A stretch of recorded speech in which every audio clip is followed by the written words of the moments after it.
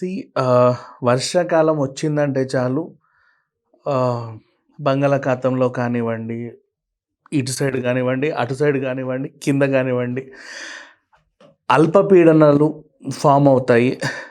అది కొంచెం వాయుగుండంగా బలపడే అవకాశాలుంటాయి. అది తుఫానుగా మారే అవకాశాలుంటాయి.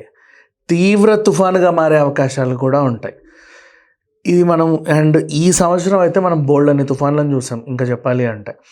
మన సైడు 1, 2 తక్కువొచ్చినా అన్నీ మొత్తం వరల్డ్ వైడ్‌గా చూసుకుంటే కొంచెం ఈ సంవత్సరం ఎక్కువ తుఫాన్లే వచ్చాయి. అయితే ఇంకొక విషయం ఏంటంటే, సంక్రాంతి టైంలో అప్పుడప్పుడు కొన్ని భారీ తుఫాన్లొచ్చే అవకాశం ఉంది అని వాతావరణ కేంద్రం తెలిపింది. యాక్చువల్‌గా విషయం ఏంటంటే 1891 నుంచి పోల్చుకుంటే మన 2025 వరకు ఇప్పటి వరకు సంక్రాంతి టైంలో 12 అతి తీవ్ర తుఫాన్లొచ్చాయంట. దానివల్ల జరిగే నష్టం గూడా దారుణంగానే ఉంటది. తీర ప్రాంతాలైతే వణికిపోతారు. అండ్ మత్స్యకారులని, జాలర్లని వేటకు వెళ్ళొద్దని సంకేతాలు జారీ చేస్తారు. Red alert, orange alert, yellow అలర్ట్‌లు ఇస్తా ఉంటారు. ఇవన్నీ మనం చూసాం. అయితే వర్షం వల్ల మనకి కొన్ని సందర్భాల్లో కొన్ని పనులకు ఆటంకాలు గూడా ఎదురవుతా ఉంటాయి. హైదరాబాద్‌లో అయితే రోడ్లన్నీ మునిగిపోయి ట్రాఫిక్ జామ్‌లు అవ్వడం. అండ్ తీర ప్రాంతాల్లో ఇంక తెలిసిందే విధ్వంసం గురించి. కొన్ని సార్లు సునామీ టైప్‌గా సముద్రం ముందుకు గూడా వచ్చేస్తా ఉంటది. ఇప్పుడు ఎందుకు దీని గురించి మాట్లాడుకుంటున్నామంటే, ఈ సంక్రాంతికి గూడా మనం గత 100 ఏళ్లలో చూసిన అతి తీవ్ర తుఫానులు కూడా ఇప్పుడు బంగాళాఖాతంలో అయితే ఒక అల్పపీడనం ఏర్పడింది. అది క్రమంగా వాయుగుండంగా బలపడే అవకాశం ఉంది.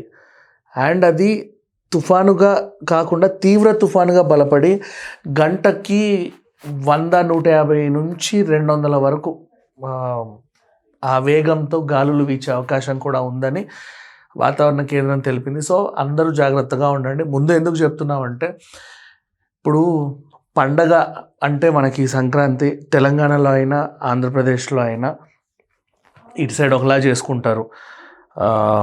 పతంగులు ఎగిరేయడం ఇదొక ఫ్యాంటసీ. అంటే బయటికెళ్ళి చేసే పనులు చెప్తున్నా. ఇటు సైడ్ అంటారా, ఆంధ్ర మన గోదావరి జిల్లాలో కొత్త అల్లుళ్ళకి కోసం ఏవేవో ఏర్పాట్లు చేస్తూ ఉంటారు. అండ్ కోడి పందాలు జరుగుతూ ఉంటాయి.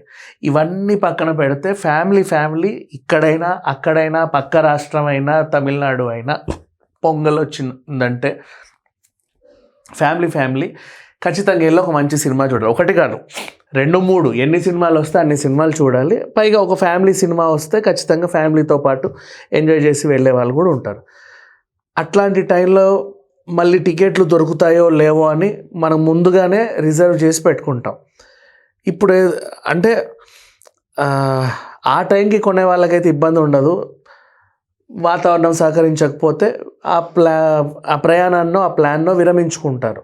బట్ ముందుగా టికెట్లు బుక్ చేసుకునే వాళ్ళకి ఏంటంటే, ఒకవేళ ఆ టైంలో మనం కొనేసాము 4 టికెట్లు ఇవాళ రేపట్లో ఇప్పుడు ఎట్లా టికెట్ రేట్లు పెంపుకి గవర్నమెంట్ అనుమతి ఇచ్చింది. ఆంధ్రప్రదేశ్లో రాజాసాబ్ సినిమాకి, శివశంకర్ వరప్రసాద్ గారి సినిమాకి సింగిల్ స్క్రీన్లో 150 రూపీస్ నుంచి మల్టీప్లెక్స్లో 200 వరకు పెంచుకోవచ్చు.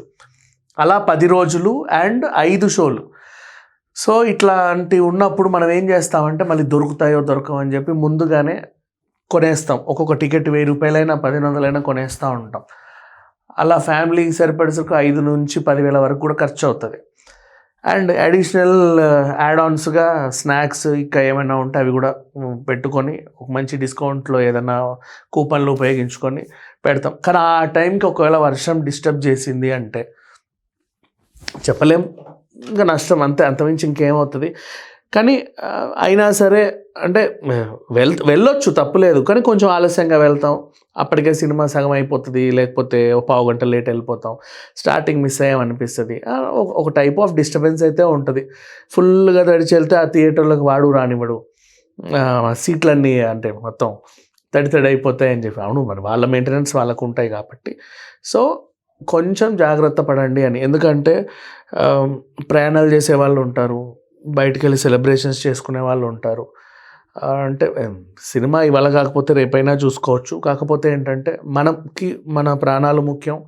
అండ్ అంటే ఇక పిడుగుపాటు అంటే ఎందుకు ఇది చెప్తున్నాం అంటే, పిడుగుపాటు పడే రేంజ్ వర్షాలు వస్తున్నాయంట, ఆల్రెడీ చెప్పారు.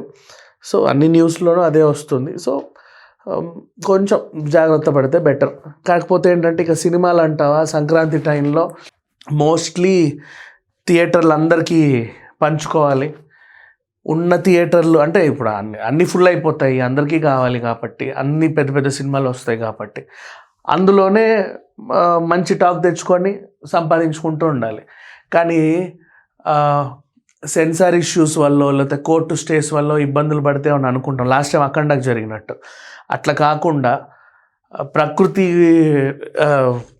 ప్రకోపానికి గురయ్యి అబ్బా మేము సినిమా చూడలేకపోయామని ఫీల్ అయ్యే వాళ్ళు కూడా చాలామంది ఉంటారు. బట్ అట్లనేం లేదు.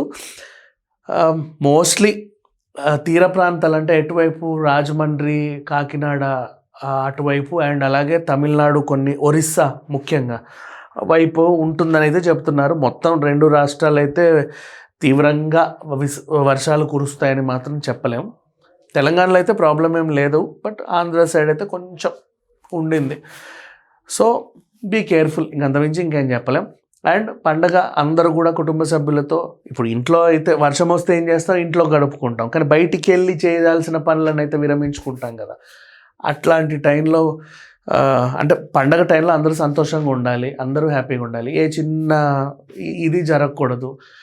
అందరూ హైదరాబాద్ నుంచి ఆంధ్ర సైడ్ వెళ్ళిపోతారు, రహదారులన్నీ ఫుల్గా ఉంటాయి. మళ్ళీ వర్షం పడితే వీళ్ళు సరిగ్గా వెళ్తారో లేదో తెలియదు. సో ప్రయాణాలు వెళ్ళే వాళ్ళు కొంచెం ముందుగా వెళ్ళండి. ముందుగా అంటే మనకు ఆల్రెడీ ఇవాళ రాజాసాబ్ రిలీజ్, రాజాసాబ్ సినిమా చూసుకొని హ్యాపీగా బయలుదేరిపోతే హ్యాపీగా ఫెస్టివల్ చేసుకోవచ్చు. వర్షం లేకపోతే దేవుడి దయ వల్ల అన్ని సినిమాలు హ్యాపీగా చూడొచ్చు. ఒకవేళ ఉన్నా అని కూడా ఇవాళ అవుతారే ఓటీటీలో కూడా చూసుకోవచ్చు. Thank you so much.